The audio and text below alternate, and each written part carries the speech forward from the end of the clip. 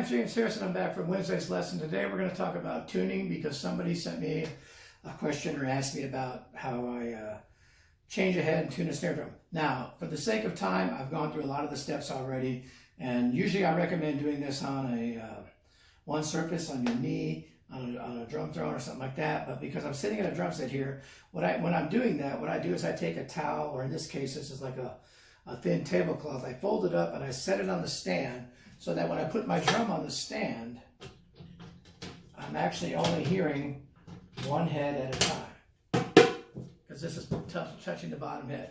Now, I've already gone through and tuned up the bottom head. Now, for me, for drum set type playing, I do the bottom head pretty firm. It's definitely not what people call tabletop tight. It's a little bit under that. If I was going to go for more of a concert tuning, I would tune it down a little bit more than that, but definitely in the middle to upper range of the bottom head. It's very thin.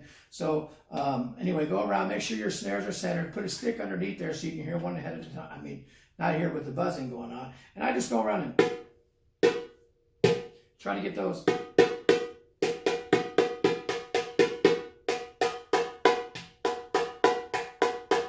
So you can hear that was a little bit low. So just go around and do all that, and I've pretty much done it all the way around this drum because I'm trying to get to the top head quickly. So I'll take that stick out, and I'm going to turn the head over, turn the drum over. And this is an aluminum shell drum, and the reason I chose aluminum is because so much of the drums that a lot of students end up with are aluminum in some way, shape, or form. So now this head is, I just put it on. Typically, you want to, when you're changing a head, wipe off the top of the hoop, wipe off the inside of the head, wipe off the inside of the rim, and grease your lugs and white lithium grease or something if they're rusty or anything like that. Clean them up the best you can, and then put the head on. I like to put the logo opposite of the badge of the drum, and then go around and finger tighten. Now you can actually finger tighten if you want. Sometimes you'll get stuff on your fingers. Remo makes a great drum key for this because it has a rubber grommet on top, and you can just sit there and tune until you meet that resistance. And when it starts to become a little bit more difficult, you're pretty much in that finger range. And sometimes you'll meet resistance I call it false resistance, where for some reason you're not centered right, or you maybe have a lug screw that has a little bit of gunk on it or something like that.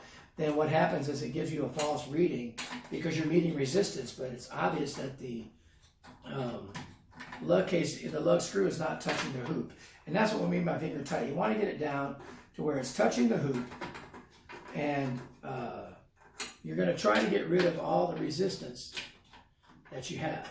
And so for me, again, I like to take this Remo key and just go around till I meet a certain amount of resistance without even using the wings to tune. I'm using the rubber grommet on the top, and I've already tried to make sure the head was centered, and you'll see that sometimes I'm getting where I'm barely turning, and other ones I'm turning quite a bit. So okay, I guess it's a pretty good place to start with, but you can see the head is definitely loose. I'll go ahead and hit it. So what we want to do now, I've got this towel against the bottom head. I like to pick a place to start. I usually like to start where the logo is, just to the left of that. And I never go more than a half turn at a time. So I'm going to do a half turn. I'm going to go directly across and do a half turn. Now, some people skip a lug and do all that. I don't think that's necessary. You can do it if you want. I always go on opposites. So I'm trying to pull the head down evenly. Now, as I'm doing that, my resistance may change. So you may see that it looks like I'm turning more than a half sometimes, because it's already loose again where I was. Okay? And some places it won't be that way. But I like to go pretty much a half turn all the way down. And then you'll notice that already that's come up quite a bit in pitch. Now if you want to, you can go around and tap. So you can see it's definitely looser in some places. And that's probably because I had that false resistance over here. Yeah, okay. So now what I'm going to do is I'm going to go ahead and do a half turn again, just because I like to not move in two increments too large. So I'm going to do a half turn, resistance, half turn. I try to feel out the resistance to see if it's equal, and then half turn. half turn. Now I'm definitely using the wings, obviously at the key instead of the rubber grommet, and I did it at first when I started doing the half turns. But I can tell that in some places the resistance is much higher than in others. Okay, so I've gone all the way around. Now I'm going to start to check the pitch a little bit.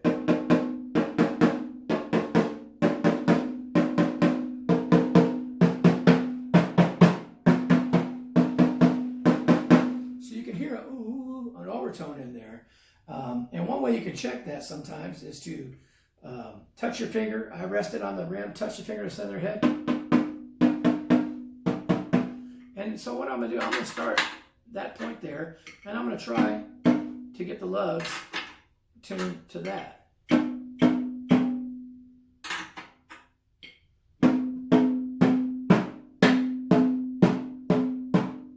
So this is definitely low over here. Now you realize when I'm doing that, it's going to change everything.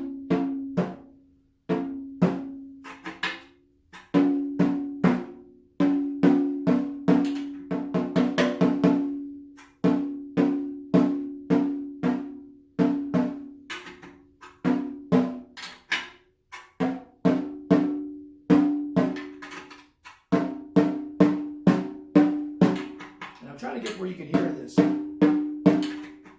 And don't be fooled sometimes by the overtone, which is the high one.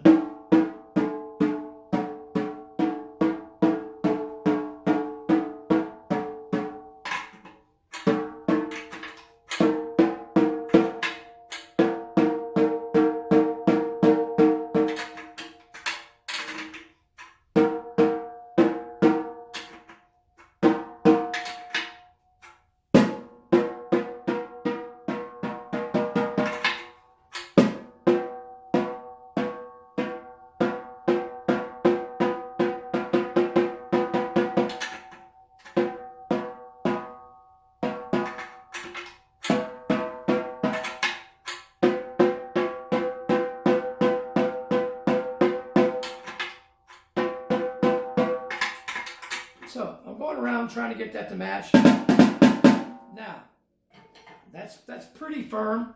If you get confused, another thing you can do is just touch the center again, rest, and just touch your finger.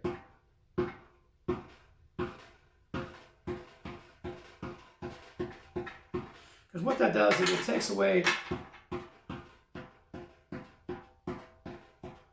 the overtone and gives you more of a definite pitch.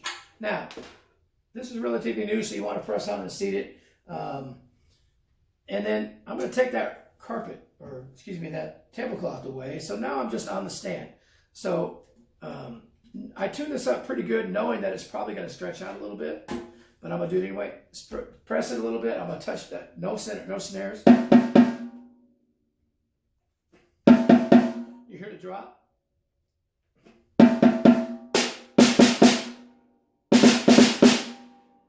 Okay, it's not bad.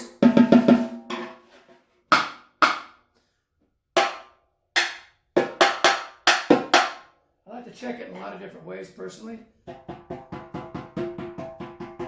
So I hear that pitch difference there.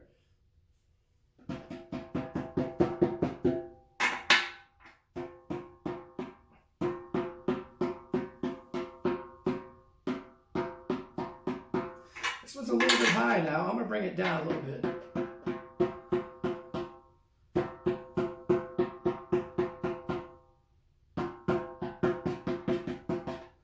Okay, and I'm just trying to find the places. Now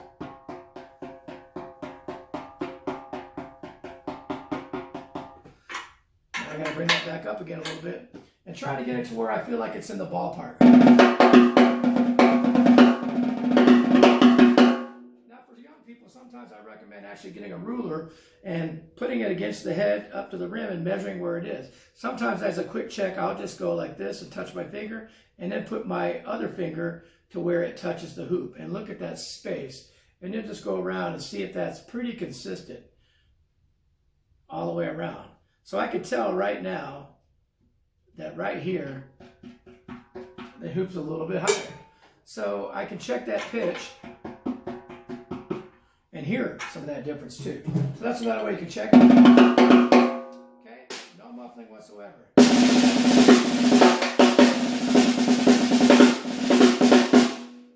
Okay, so now I'm going to put the Vader Buzzkill on. I'm doing that because I'm in a room that's a lot of concrete, stucco, concrete floor, hardwood surfaces. So that's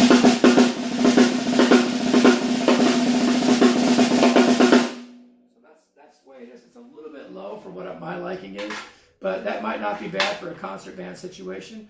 I'm going to bring it up about 1/8 of a turn all the way around, and then I'll kind of quickly fine check it again. I'm doing this quicker than I normally would because I'm trying to fit it into the time parameters that I have based on the video. Okay, so it's definitely on the tighter side.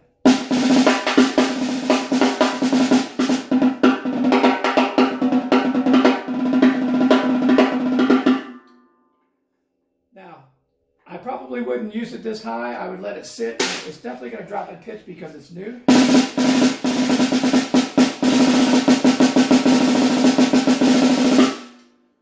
Put the Buzzkill on, take away a little bit of the overtones just because I'm in this concrete room and you're going through a phone microphone.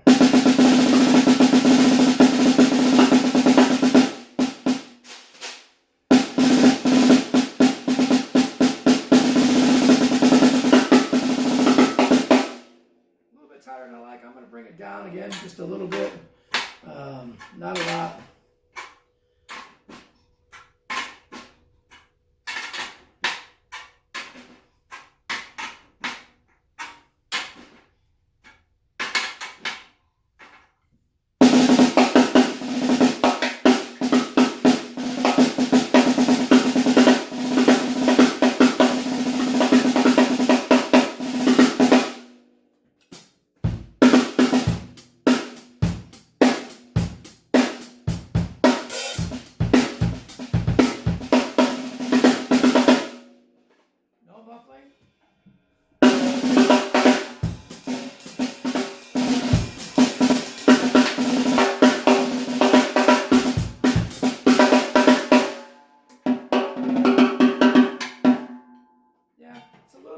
Probably still bring it down a little bit more personally, but that's the idea. Just go around, and you can see I never did any big increments.